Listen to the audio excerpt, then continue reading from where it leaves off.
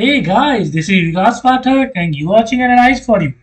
इस वीडियो में हम फ्रेंच रिवॉल्यूशन के बारे में बात करने वाले हैं जो कि स्टार्ट हुआ 1789 में और एंड हुआ 1799 मींस 10 इयर्स ये चला। ये इम्पॉर्टेंट है क्लास 9 के लिए और यूपीएससी के लिए। चलिए वीडियो को स्टार्ट करते हैं। सबसे पहले ये डेट काफी इम्पोर्टेंट है। 1774 में लुई 16 राजगद्दी संभालते हैं फ्रांस के और ये मोनार्की सिस्टम हुआ करता था उस टाइम है फ्रांस में। फ्रांस की कैपिटल है पेरिस, आपको पता है। और अभी फिलहाल यहाँ की जो करेंसी है वो यूरो है, लेकिन उस टाइम में लिवरे चलती थी।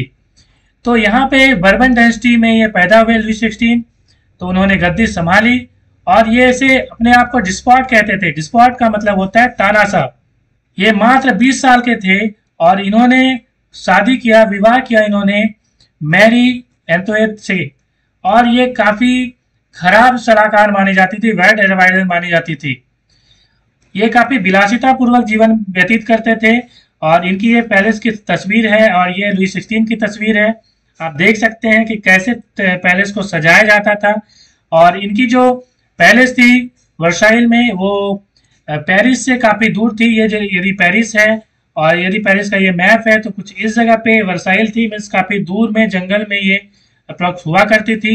मीन्स ये जनता से बिल्कुल कटे हुए थे। अब कुछ यहाँ पे इंपॉर्टेंट पॉइंट्स को समझ लेते हैं। ताइद, ताइद क्या होता है? तो ताइद एक टैक्स होता है जो कि चर्च के द्वारा लिया जाता है और ये एग्रीकल्चर जो प्रोड्यूस होता है उसका 1/10 लिया जाता है टैक्स के रूप में। दूसरा है टाइल, ये काफी इंपॉर्टेंट है। Tax to be paid directly to the state. State को डायरेक्टली जो टैक्स दिया जाता था, डायरेक्ट टैक्स, उसे टाइल कहा जाता था। लिब्रे, ये करेंसी हुआ करती थी जो कि 1794 में हटा दी गई। उसके बाद है क्लर्जी। क्लर्जी का मतलब है, इसे हम बिशॉप भी कह सकते हैं या फादर जिसे कहते हैं, हिंदी में से पादरी कहा जाता है। तो ये चर्च में स्पेशल पोजीशन लिए होते हैं, वहां पे एक तरह से पूजा पाठ करने वाले। यहाँ पे आपको यह समझना होगा कि फ्रांस की जो पॉपुलेशन है, फ्रांस की पॉपुलेशन उस टाइम में थी 2.8 करोड़ के आसपास, जिसमें से ये जो बटी हुई थी ये 3 स्टेट में बटी हुई थी। एक तो first state, second state and third state. First state में क्लर्जी को कहा जाता था, क्लर्जी का मतलब फादर वगैरह जो चर्च के थे। और सेकंड स्टेट में नोबिलिटी, नोबिलिटी का मतलब होता है फ्यूडल लॉर्ड। फ्यूडल लॉर्ड का मतलब है कि जमीन के मालिक, राइट। उस टाइम में जमीन के मालिक किसान नहीं हुआ करते थे, फ्यूडल लॉर्ड होते थे, तो उसे नोबिलिटी कहा जाता था। तो ये भी काफी पैसे वाले होते थे, क्लर्जी भी काफी पैसे वाले होते थे। और जो सिस्टम था, सिस्टम में क्या था कि ये टैक्स फ्री, ये जो दोनों स्टेट है ये टैक्स फ्री हुआ करते थे, इन्हें कोई टैक्स नहीं देना होता था। और काफी ज्यादा स्पेशल प्रिविलेज भी, विशेष अधिकार भी इन्हें मिले हुए थे। और तीसरा है थर्ड स्टेट। इसमें क्या थे? बिग बिजनेसमैन थे, मर्चेंट जो एक देश से दूसरे देश में बिजनेस करते थे, कोर्ट के ऑफिशियल, लॉयर्स, इंटेलेक्चुअल हुआ करते थे। इन शॉर्ट बोले तो ये इंटेलेक्चुअल हुआ करते थे, जो पढ़े लिखे लोग हुआ करते थे। और इसमें किसान भी आते थे और जो छोटे किसान है, इसका मतलब ये है कि इसमें गरीब भी हैं और थोड़े अमीर भी हैं। तो अमीर की संख्या इसमें काफी कम हुआ करती थी और इनकी पॉपुलेशन होती थी अराउंड 95% इसकी पॉपुलेशन थी। मीन्स 2.7 करोड़ के आसपास में इसकी पॉपुलेशन थी। यदि बात की जाए क्लर्जी की तो इनके पास 10% लैंड हुआ करता था और इनकी संख्या हुआ करती थी 1 लाख के आसपास। और नोबिलिटी की जो जनसंख्या थी वो 4 लाख के आसपास हुआ करती थी और इनके पास जो लैंड है वो 25% लैंड हुआ करती थी। इसका मतलब है 25% लैंड नोबिलिटी के पास, 10% लैंड क्लर्जी के पास। अब समझ लेते हैं कि आखिर फ्रेंच रिवॉल्यूशन की शुरुआत हुई क्यों। सबसे पहले तो मोनार्की सिस्टम था, यहाँ पे ये डिस्पॉट हुआ करते थे, निरंकुश तानाशाही इनके पास थी। ये जनता का कोई भी बात नहीं मानते थे, जनता के लिए कुछ करते ही नहीं थे। काफी विलासिता पूर्वक जीवन व्यतीत करते थे और जनता से काफी दूर भी थे। जैसा कि मैंने कहा कि वर्साइल जो है वो पेरिस से काफी दूर हुआ करता था, इसकी जो पैलेस है। तो ये जनता से कटे कटे रहते थे। तो ये भी एक कारण था कि जनता के साथ इनका कोई कांटेक्ट नहीं था और इनकी बातें न जनता को समझ में आती थी, न ही राजा को इनकी बातें समझ में आती थी। और दूसरा है एम्प्टी ट्रेजरी। देखिए, जो राजकोष है वो खत्म हो चुका था, राइट।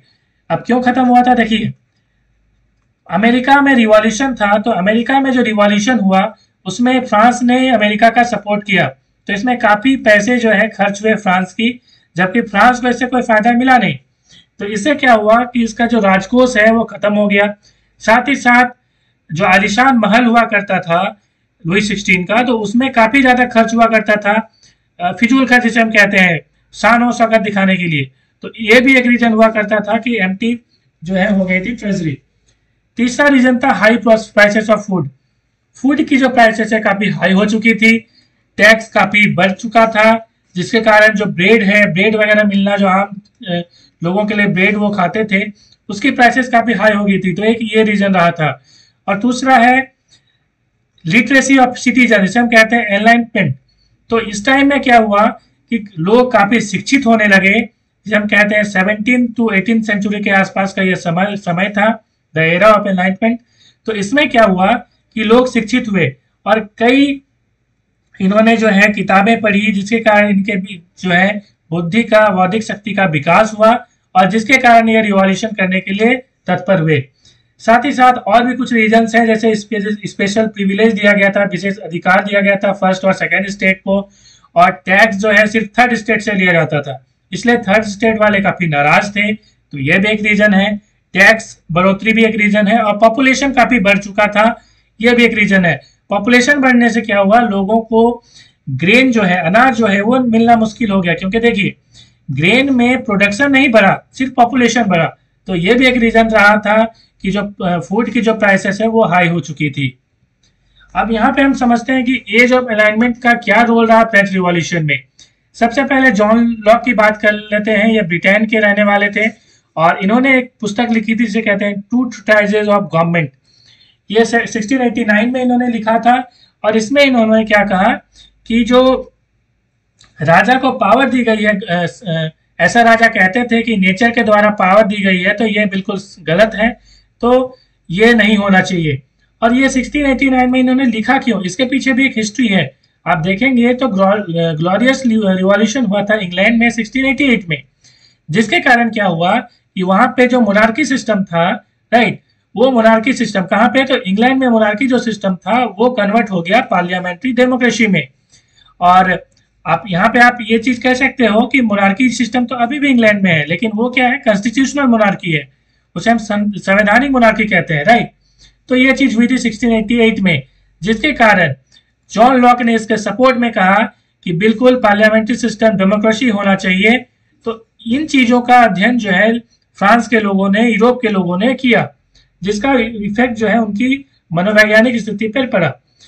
दूसरा है स्पिरिट ऑफ लॉज। ये मॉन्टेस्क्यू ने लिखा था, जो कि एक फ्रेंच थे, और इन्होंने क्या कहा था कि separation of power should be in the executive, legislature and judiciary.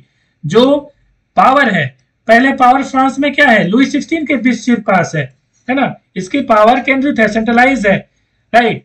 तो मॉन्टेस्क्यू ने कहा कि ना, ऐसा तो नहीं होना चाहिए, जो सेपरेशन है, पावर की जो सेपरेशन है वो होनी चाहिए, मीन्स एक जगह जो है सेंट्रलाइज नहीं होना चाहिए, पावर डिस्ट्रीब्यूटेड होना चाहिए। किसमें, तो कार्यपालिका, विधायिका और न्यायपालिका में, मीन्स एग्जीक्यूटिव, लेजिस्लेचर और जुडिशरी में होना चाहिए, और ये तीनों आपस में कंट्रोल में रहने चाहिए। किसी के पास भी मैक्सिमम पावर नहीं होनी, ऐसी नहीं है कि एग्जीक्यूटिव के पास फुल पावर है, no should have absolute power.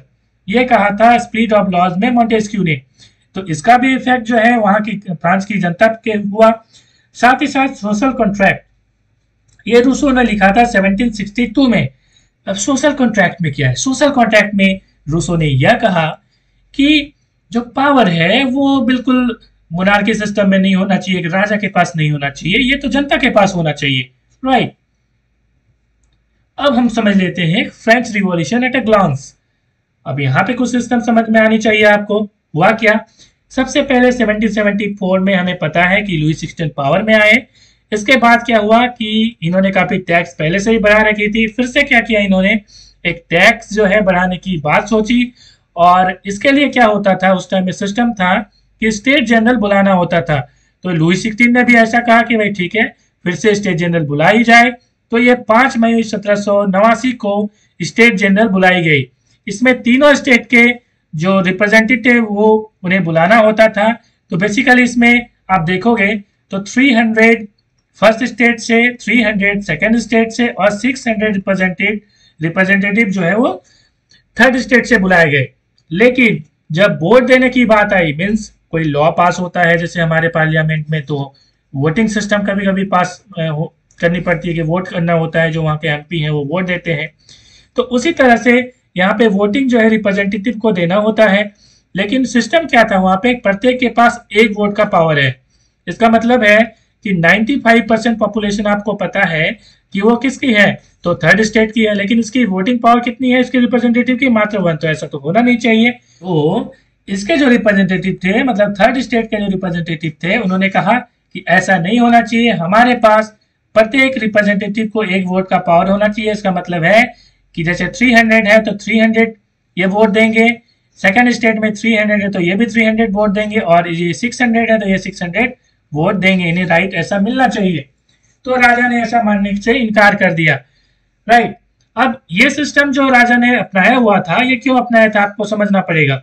अब देखिए, प्रत्येक के पास यदि एक एक वोट का अधिकार है तो फर्स्ट और सेकंड स्टेट को तो प्रॉब्लम नहीं है, क्योंकि उसे कोई टैक्स तो देना नहीं है।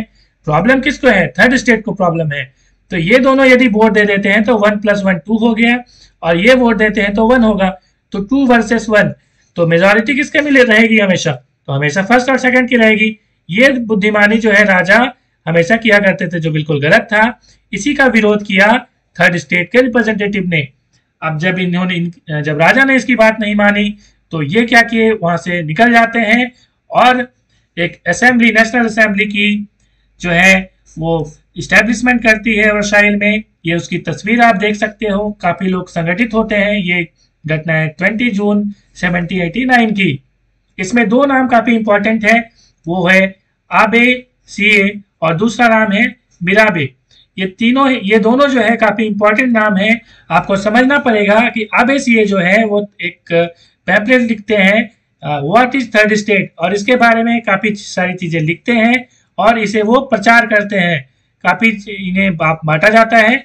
और आपको ये भी समझना पड़ेगा कि आबे सीए एक प्रीस्ट थे, एक पादरी थे, एक जिसे हम कहते हैं क्लर्जी थे, लेकिन इन्होंने इस सिस्टम का विरोध किया।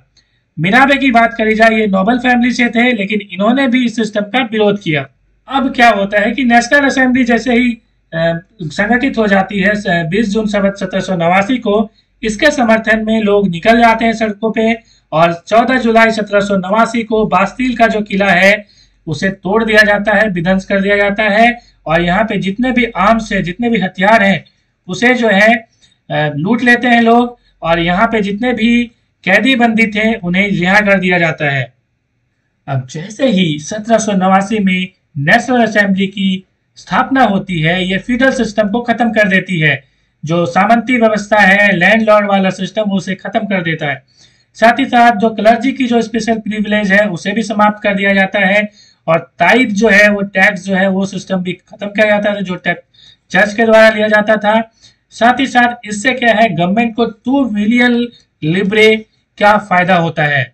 अब कुछ इंपॉर्टेंट डेट समझ लेते हैं। 1774 में लुइस 16 पावर में आते हैं। उसके बाद क्या होता है, 1789 में स्टेट जनरल की जो है मीटिंग बुलाई जाती है, जिसमें से थर्ड स्टेट जो है वो बाहर निकल आते हैं, क्योंकि उनकी मांगे स्वीकार नहीं की जाती है, और वो फाइनली नेशनल असेंबली बनाते हैं। और नेशनल असेंबली बनाने के बाद ये अपना संविधान बनाते हैं, जिसमें कॉन्स्टिट्यूशन में एक पावर दी जाती है, और पावर को, किंग की जो पावर है उसे लिमिट कर दी जाती है। इसका मतलब है कि किंग को अभी हटाया नहीं जाता है, राइट, उसकी पावर जो है वो कम कर दी जाती है। और 1792 में फ्रांस एक रिपब्लिक बन जाता है। ये पार्ट 1 वीडियो है, इसकी आगे की कहानी हम दूसरे वीडियो में समझेंगे। यदि चैनल को आपने सब्सक्राइब नहीं किया है तो जरूर सब्सक्राइब कर लें। Thanks for watching.